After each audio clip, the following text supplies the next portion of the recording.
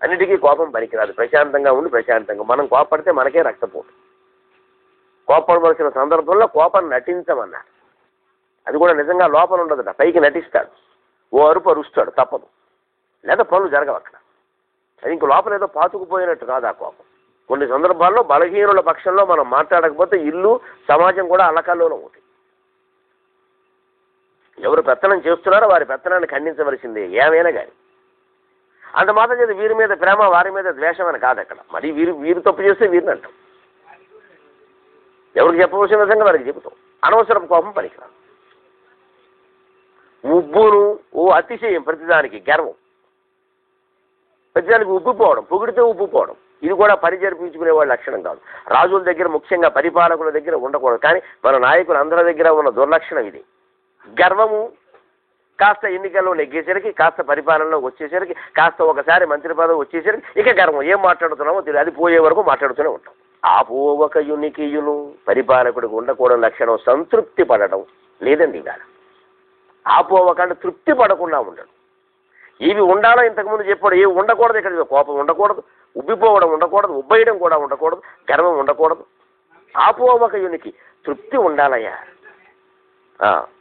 ఏదో ఒక బాధ్యత మనకు అప్పగించారు, ఇది చేసుకుందాం శుభ్రంగా. దాంతోపాటు వచ్చే పేరు అది వస్తుంది. అంటే మీరు గమనించండి, రాష్ట్ర రాజకీయాలు 25 ఏళ్లుగా తమ పని తాము చేసుకుంటూ పోయినటువంటి పెద్ద మనుషులకు ముఖ్యమంత్రి పదవులు రాలేదా?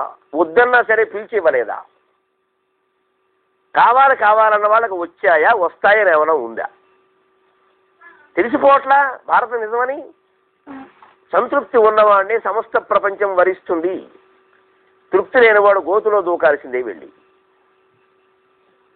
అంచేత రాజకీయాల్లో కూడా సంతృప్తి చాలా ముఖ్యం. వచ్చిన దాంతో సంతృప్తి పడు. పార్టీకి సేవ చేయి, ప్రజలకు సేవ చేయి. ఖచ్చితంగా నీ కృషికి తగిన గుర్తింపు లభిస్తుంది. ఎవ్వరు మర్చిపోయినా భగవంతుడు మర్చిపోడు. నిజంగా నువ్వు చిత్తశుద్ధిగా చేస్తే దానికి తగిన వాటా ఇచ్చేస్తుంది సమాజం. దురభిమానము బాగా చెప్పుకోవాల్సిన మాట. రాజకీయాల్లో, సినిమాల్లో వీళ్ళ చాలా చోట్ల దురభిమానం ఉందండి. ఈ దురభిమానం మొహమాటం లేకుండా చెబుతున్నా ఆధ్యాత్మికతలో కూడా పెరుగుతుంది. సరిగ్గా మహావిష్ణువు గొప్ప దైవం. ఆయన ఆశ్రయించిన వారికి మోక్షం వస్తుంది, అది పర్వాలేదు. మహావిష్ణువు ఒక్కడే దైవం, ఇక మిగిలిన వాళ్ళు ఎవరూ కాదు. వారందరూ ఆయనకి సేవకులు. ఎవరినైనా వేరే దేవుణ్ణి మహావిష్ణువుతో సమానమని ఎవరైనా మాట్లాడితే వాడికి రౌరవాద నరకాలు వస్తాయి. ఇది దురభిమానం అంటారు. దీన్ని ఖండించవలసింది. మహావిష్ణువు ఒక్కడే దైవం కాదు. శివుడు దైవమే, కుమారస్వామి దైవమే, గణపతి దైవమే, అయ్యప్ప స్వామి దైవం, ఓ 1,000,000 మంది ఉన్నారు. అసలు మాటకు వస్తే మహావిష్ణువు కంటే నువ్వు దైవం అయినా నీకు అజ్ఞానం నుంచి నువ్వు బయటపడ్డావు. నువ్వంటే ఏమిటో తెలియక నువ్వు మహావిష్ణువు వెనకాల పడుతున్నావు. యోగ వాసిష్ఠంలో చెబుతాడు చాలా స్పష్టంగా, విచారణ పరిజ్ఞాన ప్రతిభాయ్ విచారణ పరిజ్ఞాన మహత్వేన మహాత్మనః విచారణ పరిజ్ఞాన మహత్వేన మహాత్మనః బ్రహ్మ విష్ణుంద్ర శంకరాక అప్యుపేక్షితవ్యాక. ఆత్మతత్వ విచారం చేసి తాను పరబ్రహ్మ స్వరూపమును తెలుసుకున్న వాడికి బ్రహ్మ విష్ణు మహేశ్వరులను చూస్తే జాలే వస్తుంది. వీళ్ళేమిట్రా కైలాసంలో కూర్చుని వైకుంఠంలో ఉండి అనవసరంగా అవతారాలు ఎత్తి నానా బాధపడుతున్నారు, ఆత్మజ్ఞానం లేదా ఏమిటి అనుకుంటాడు. ఆత్మజ్ఞానం ఉన్నవాడు బ్రహ్మ విష్ణు మహేశ్వరుల కంటే గొప్పవాడు. అది లేకే మనం ఎలా అనుకుంటామంటే. అంటే ఆయన ఒక్కడే దేవుడు, ఈయన ఒక్కడే తక్కువ. మహావిష్ణువుతో సమానంగా ఇంకొక దేవుణ్ణి సమానం చేసిన వాడు ఎటువంటి నరకాలకు పోతాడో నేను అంతే అని ఆముక్తమాల్యదలో ఉన్న ప్రతిజ్ఞ తప్పే. పాల్కురికి సోమన్న బసవు పురాణంలో ధరణాన్య దేవతా స్మరణ మాత్రమున 28 నరకములు గలుగు అని పాల్కురికి సోమన్న శివుడు పరంగా మాట్లాడడం తప్పే. రెండూ తప్పులో ఎక్కడైనా చర్చకి సిద్ధం.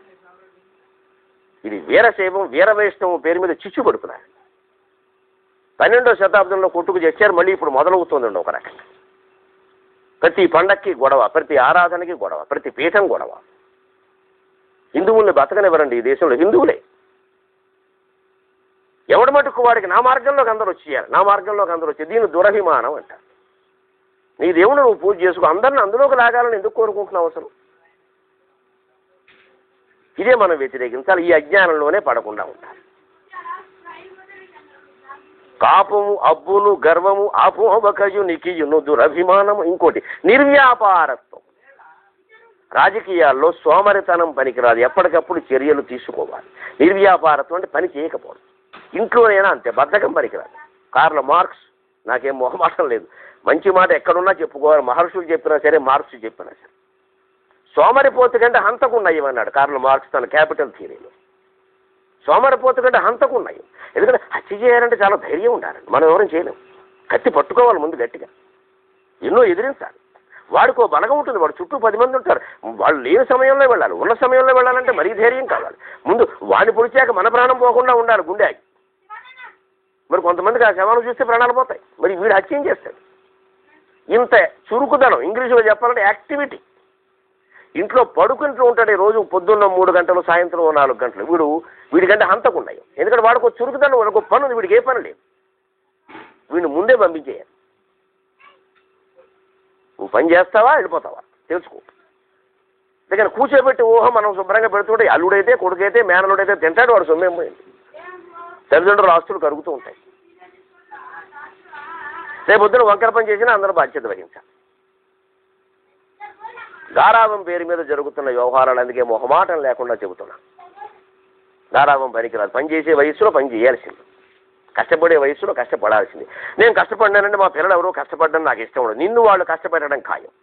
నిన్ను వృద్ధాశ్రమంలోకి తోసేయడం ఖాయం. నీకు నెలకి 2 యాపిల్ పళ్ళు ఖాయం.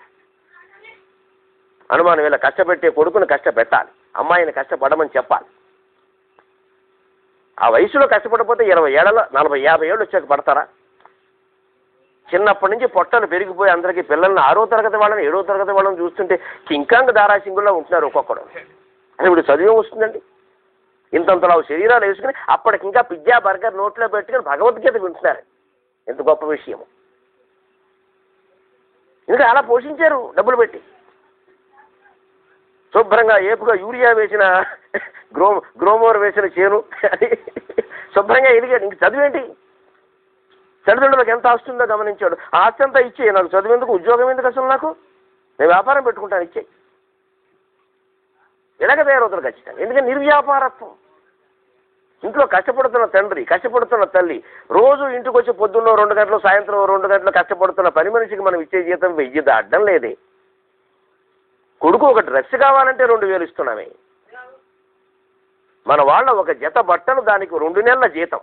మరి వర్గాల మధ్య వైరుధ్యం ఉందంటే ఉండదా? వాళ్ళు తిరుగుబాటు చేశారంటే చెయ్యరా? వాళ్ళు నక్సలైట్లు ఆశ్రయించారంటే ఆశ్రయించరా? ఎంతంత ఖర్చు పెడుతున్నాం మన పిల్లల కోసం? ఇందులో 100 వంతు మనం పని మనుషుల కోసం ఖర్చు పెడుతున్నావా? బలహీన వర్గాల కోసం ఖర్చు పెడుతున్నావా? అల్పాదాయ వర్గాలకు ఏమైనా ఉపకారం చేసావా? ఓ గుడ్డ మొక్క ఇచ్చావా? అంతా మన వాళ్ళకి మన పిల్లలు 2 అన్నారు, వాళ్ళకి అన్నీ ఇచ్చేస్తే మనకి వాడు బతుకుండగానే కురువెట్టేయడం కాదు. ఇదే చెబుతుంది. నిర్వ్యాపారత్వం. పని చేయడం అలవాటు చేసి చదివే వయసులో కష్టపడాలి. ఏసీ బస్సు, ఏసీ క్లాసు పనికిరాదు. ఏసీలో ఉంటే గోసికాయ. వెళ్ళి నడిచాడు. బడి దగ్గర నీకెందుకు బస్సు ఎందుకు అసలు? సైకిల్ వేసుకెళ్ళు. చదువుకునే వయసులో బండి దేనికి? సైకిల్ వేసుకెళ్ళు. లేదా చదువు మానే. ఇదే నిర్వ్యాపారత్వాన్ని పరిహరించి ఒక్కొక్కడు ఒక్కొక్క దుర్యోధనులా తయారవుతాడు ఖచ్చితంగా. కోపము, నుబ్బును, గర్వము, ఆపోవకయునికియును, దురభిమానము, నిర్వ్యాపారత్వము అనునివి కాపురుష గుణంబులండు కౌరవనాథ. ఇవన్నీ చెడ్డ మనుషులకు ఉండే లక్షణాలు. విదురుడు వాయగొట్టి చెబుతున్నాడు. పైగా వీళ్ళు ఎలా ఉంటారంటే, ధృతరాష్ట్ర మహారాజా, నెమ్మిగల వారి నొల్లరు తమ్మొల్లని వారి వెనకదగులుదురు. ఇవాళ మన ఇంట బయట కనపడుతున్న వాతావరణాన్ని అద్దంలో పెట్టి చూపిస్తున్నాడు విదురుడు. కడుపు చించుకుని చెబుతున్నా, దయచేసి వినండి, నేను చేసే మీకు చెబుతున్నా. నెమ్మిగల వారి నొల్లరు తమ్మొల్లని వారి వెనక తగులుదురు, అధికత్వం మెరిగి తొడరుదురు, అధికత్వం మెరిగి తొడరుదురు, ఇమ్మెరుగని ఎట్టి వారలు ఇవపురనాథ. యాంత్యం త్రయామి సతతం సామయి విరక్త. ఎంత చక్కగా చెప్పాడు సంస్కృతం.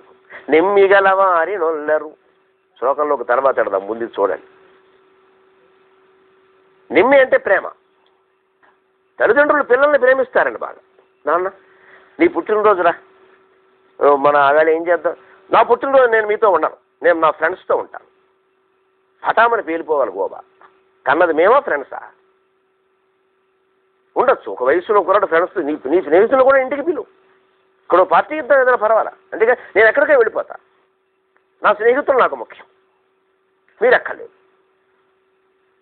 అంటే మనం ప్రేమిస్తున్నా వాళ్ళకి మనం కనపడం. ఇది వయోదోషం మాత్రమే కాదు, అసలు బుద్ధి దోషం అది. తమ్ముళ్ళని వారి వెనుకత గురుదురు, ఎవరో ఒక గర్ల్ ఫ్రెండ్ పెట్టుకుంటాడు, అది వీడిని కటాక్షించదు, దానికోసం ఓహో ఫోన్ నొక్కి నొక్కి నొక్కి నొక్కి నొక్కి అది పీక నొక్కే వరకు. ఇక్కడ ప్రేమిస్తున్న తల్లిదండ్రి కనపడ్డల్లా. ఇక పోని కామాతురమైన వ్యవహారాలు కూడా యాంజం తయామి సతతం సామయి విరక్త సాప్యన్యమిచ్చతి జనో సజనో అన్యశక్తక అస్మత్కృతే చ పరిశుష్యతి కాచిదన్య రిక్తాం చ తం చ మదనం చ ఇమాం చ మాం చ. సరిగ్గా కామ సంబంధమైన వ్యవహారాలు, ప్రేమ వ్యవహారాలు యువతరానికి వీడు అలాగే చదువుతుంది. వీడు ఎవరితోనే ప్రేమిస్తాడు, దానికి వీడు నచ్చడు, అది ఇంకోటి దగ్గరుకుంటుంది, వాడికి అది నష్టం. అసలు వీడి కోసం ఓ మేనమావ కూతురు ఒక తేడుస్తూ ఉంటుంది ఇక్కడ, అది వీడికి నష్టం. ఏమనాలి దీన్ని? ప్రారంధం అంటారు. ఇదే నెమ్మిగలవారి అన్నారు. మనల్ని ప్రేమించేటువంటి భార్యనో భర్తనో మనం వదిలేసేయడం, వాళ్ళని పట్టించుకోకపోవడం. ఇంతగా ప్రేమించి మన చుట్టూ తిరుగుతోందే భార్య, ఆవిడని మీరు ఇంటూ ఉంటే చాలండి, ఇంటూ ఉంటే చాలండి, ఇంటూ ఉంటే చాలండి, కాస్త నన్ను పలకరిస్తే చాలండి, వచ్చేటప్పుడు 10 రూపాయలు మల్లెపూలు తెస్తే చాలండి, మనకి వీళ్ళు నష్టం. ఎవరికో తీసుకెళ్లి బంగారం వడ్డాణం చేయించాలని మన కోరిక. వారి జీవితానికి మనకి ఏమీ ఉపయోగించే వ్యవహారాలు కావు. అంటే సరే, మరి ధృతరాష్ట్రుడికి ఎలా వర్తిస్తుంది? ఈయన కామాతురుడు కాదు, కానీ ఈయనకి వర్తించేది ఉంది. అది తేలాలంటే 23:30 గంటలు ఆగండి. ఈ కార్యక్రమాన్ని మీకు సమర్పించిన వారు www